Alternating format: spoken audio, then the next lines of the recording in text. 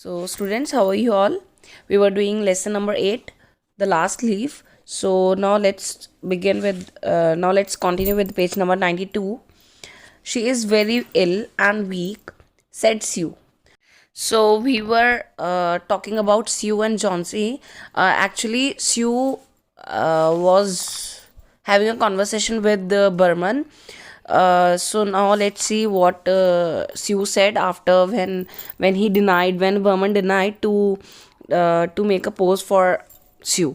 So let's see. She is very ill and weak, said Sue. Now this is the sentence stated by or said by Sue to Burman that जो Johnsy है वो बहुत week है, बहुत इल है, बीमार है और वीक है और and the fever has left her mind morbid and full of strange fancies.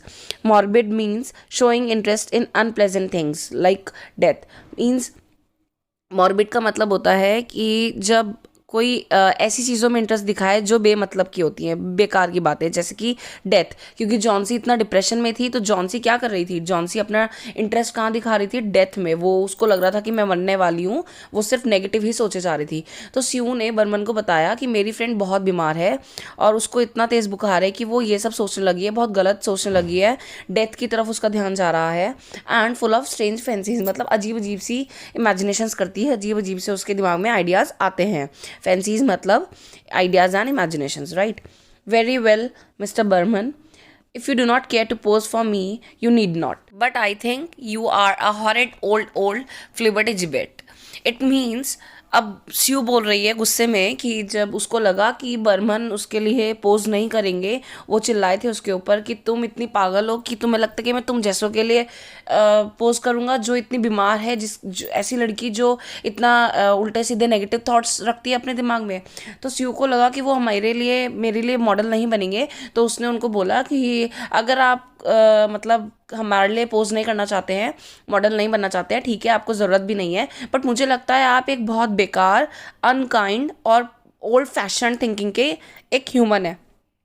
So this word is written over here and its pronunciation is flibbertigibbet. So just be careful with its pronunciation. It's flibbertigibbet. All right, kids. So its meaning is a person having odd ideas. Means old fashioned. जो बहुत पुरानी thinking के लोग होते हैं, right? Old thinkers. You are just like a woman, yelled Burman, who said I will not pose. So अब mark this for who said to whom. Burman चिल्लाए, उन्होंने बोला कि तुम बाकी औरतों की तरह ही हो, तुम्हें किसने कहा कि मैं तुम्हारे लिए पोज नहीं करूँगा. For half an hour I have been trying to say that I am ready to pose. मैं आधे घंटे से तुम्हें ये समझाने की कोशिश कर रहा हूँ कि ठीक है, हाँ, मैं तुम्हारे लिए पोज करने के लिए रेडी हूँ. गोश, this is not any place in which one so good as miss Johnsy shall lie sick. It means वो बोल रहे हैं कि मैं तुम्हें किसने कहा कि मैं तुम्हारे लिए पोज नहीं करूँगा, मैं पोज करूँगा. मैं आधे घंटे से तुम्हें समझाने की कोशिश कर रहा हूँ कि ठीक है, मैं तुम्हारे लिए पोज करूँगा. ये एक अच्छी जगह नहीं है, ये ऐसी कोई रहने लायक जगह नहीं है, इसीलिए शायद मिस जॉन्सी इतना बीमार हो गई हैं यहाँ पे रहने की वजह से. Some day I will paint a masterpiece and we shall go away.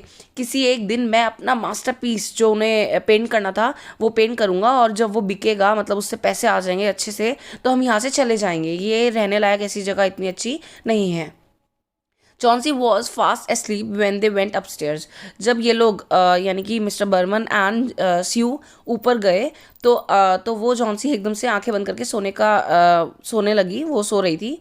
Sue pulled the shade down to the window sill and motion Behrman into the other room.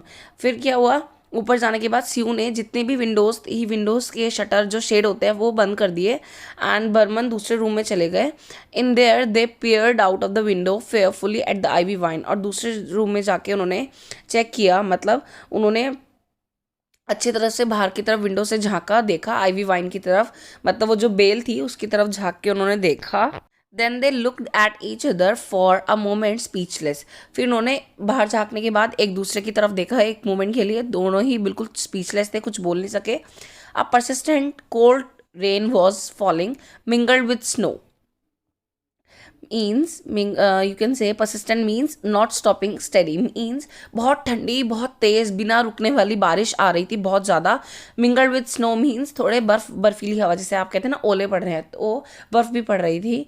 Burman in his old blue shirt took his seat as the hermit manner. फिर उन्होंने अपनी जगह ली और उन्हें एक pose दिया उसको, स्यू को, जॉन्सी को.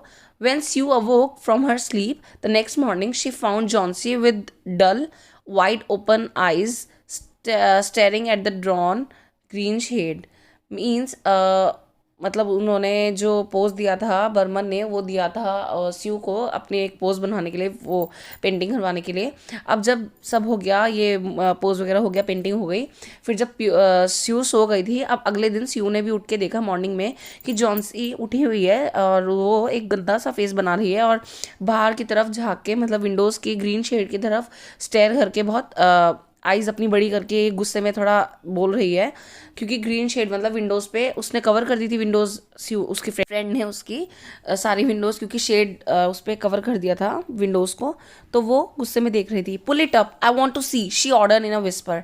तो उसके बाद जॉन से चिल्लाई, क्योंकि वो बीमार भी थी, तो उसके दिमाग में इतने उल्टे सीधे मतलब बातें चल रही थी बाहर आईवी वाइन लीव्स को देखकर, तो इसलिए स्यू ने वो कवर कर दी थी विंडोज़. जैसे ही वो उठी तो वो गुस्से में बड़बड़ाई, विस्पर किया, उसने बोला उनको ऊपर उठाओ, मुझे देखना है बाहर. उसने ऑर्डर किया अपने फ्रेंड को.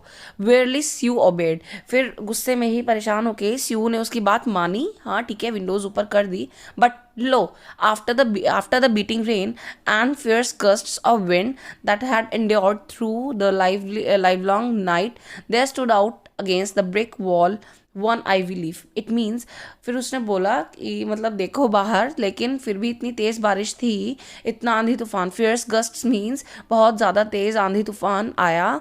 उसके बाद भी पूरी रात बारिश आती रही, लेकिन तब भी वो जो दीवार के अगेंस्ट बेल थी, बेल पे एक जो लास्ट लीफ थी वो अभी भी उस पर हैंग हुई हुई है, वो वहीं की वहीं है.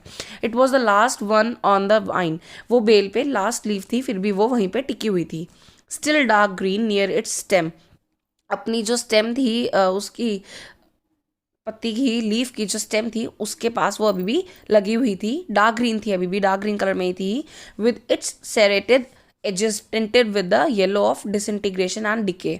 वो अपने नोकीले जो एजेस होते हैं, कॉर्नर्स, उनके साथ अभी भी चिपकी हुई थी, मतलब एक तरह से बेल पे लगी हुई थी. कांटे जो थे वो भी थे वहीं पे, बट वो अभी भी लगी हुई थी. टूटने वाली हालत में थी, बट फिर भी वो अभी भी हैंग हुई हुई थी.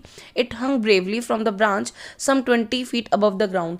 मतलब नीचे फ्लोर से, ग्राउंड से कम 20 फीट ऊंची अभी भी वो अच्छे से हैंग हुई हुई थी. It is the last one, said Johnsy. Johnsy ने कहा ये लास्ट लीफ है.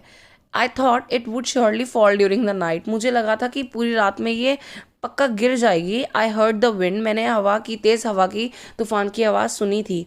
It will fall today and I shall die simultaneously. मुझे लगता है ये आज पक्का गिर जाएगी और मैं भी साथ साथ आज ही मर जाऊंगी. Now come to the next page, page number 93. Dear, dear, said Sue. Who said this? Sue ने अपनी फ्रेंड को बोला, रुको रुको. Dear, my friend, leaning her worn face down to the pillow. उसने उसका फेस पकड़ के थोड़ा झुका के नीचे पिलो की तरफ किया और उसको बोला, think of me if you won't think of yourself. What would I do? उसने बोला जॉन्सी को कि leaning means झुकाना, मतलब राइट, तो उसकी तरफ फेस उसका लेकर पिलो की तरफ उसने किया. वॉन्ट मीन्स वेरी टायर्ड, बहुत थका हुआ उसका, क्योंकि बीमार थी वो, तो बहुत टायर्ड थी, बहुत थकी हुई थी. तो स्यू ने उसका फेस इधर की तरफ झुका के कहा, मेरे बारे में सोचो ना, अगर तुम अपने बारे में नहीं सोच रही हो तो मैं क्या करूँगी बाद में, अगर तुम इस तरह से बात करोगी या तुम्हें कुछ हो गया तो. But Johnsy did not answer. फिर उसके बाद जॉन्सी ने कोई आंसर नहीं दिया.